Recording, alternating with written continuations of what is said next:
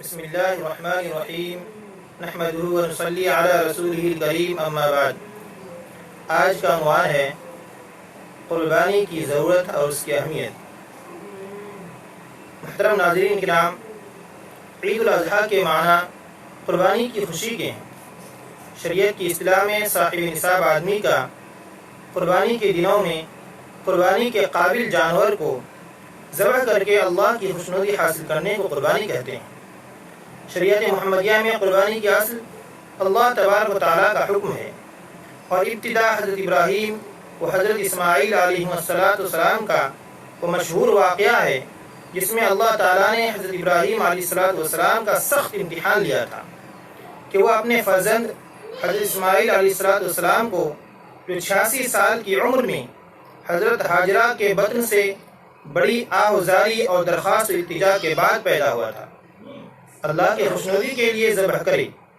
حضرت ابراہیم علیہ السلام نے پوری خندہ پیشانی سے اس امر خداوندی کو قبول کرتے ہوئے اپنے ہونہار نور نظر اور لخت جگر کو اپنے ہاتھوں سے ذبح کرنے کے لیے اس کے گلے پر چھری پھیر دی، لیکن چونکہ اللہ تبارک تعالیٰ کو صرف امتحان لینا مقصود تھا، ذبح مقصود نہیں تھا، اس لیے حضرت اسماعیل علیہ السلام کی جگہ جنت کا ایک دمبا ذبح کروایا جائے گا۔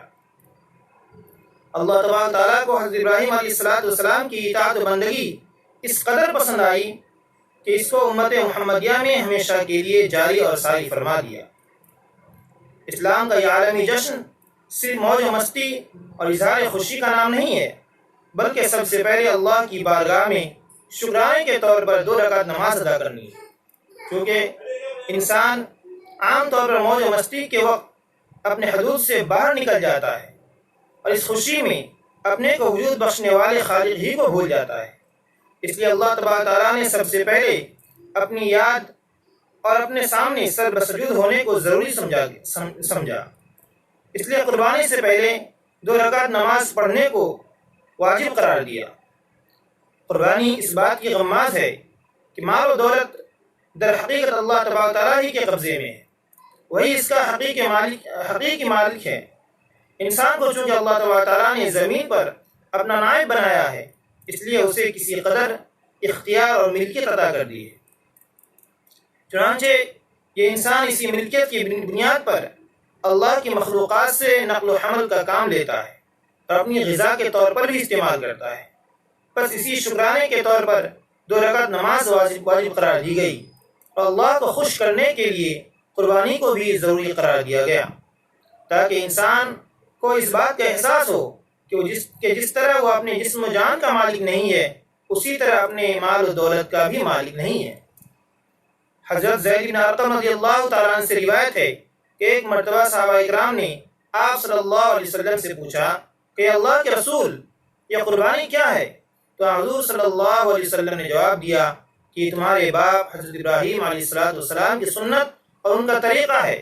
صحابہ نے عرض کیا کہ اس میں ہمارا کیا فائدہ ہے؟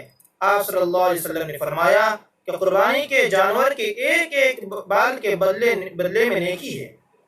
صحابہ کرام نے عرض کیا کہ اللہ کے رسول اون کا بدلہ؟ تو آپ صلی اللہ علیہ وسلم نے فرمایا کہ اون کے ہر بال کے بدلے میں ایک ایک نیکی ہے۔ ام المؤمنین حضرت عائشہ رضی اللہ تعالی عنہ سے روایت ہے کہ نبی کریم صلی اللہ علیہ وسلم نے ارشاد فرمایا، قربانی کے دنوں میں قربانی سے زیادہ کوئی عمل اللہ کے نزدیک زیادہ پسندیدہ نہیں ہے، اور یہی قربانی کا جانور قیامت کے میدان میں اپنے سینگوں، بالوں اور کھروں کے ساتھ آئے گا، اور قربانی میں بہایا جانے والا خون زمین پر گرنے سے پہلے ہی اللہ تعالیٰ کے دربار میں قبولیت کا مقام حاصل کر لیتا ہے۔ لہذا خوش دلی سے قربانی کر لیا کرو، چونکہ خود انسان کے اندر روح ہے، اس لیے دوسرے روح والے جانور کو اپنے ہاتھ سے ذبح کرنا اس پر زیادہ گراں گزرتا ہے۔ اس لیے قربانی کا ایام میں دیگر عبادات کے مقابلے میں قربانی کا عمل اللہ کے نزدیک سب سے زیادہ پسند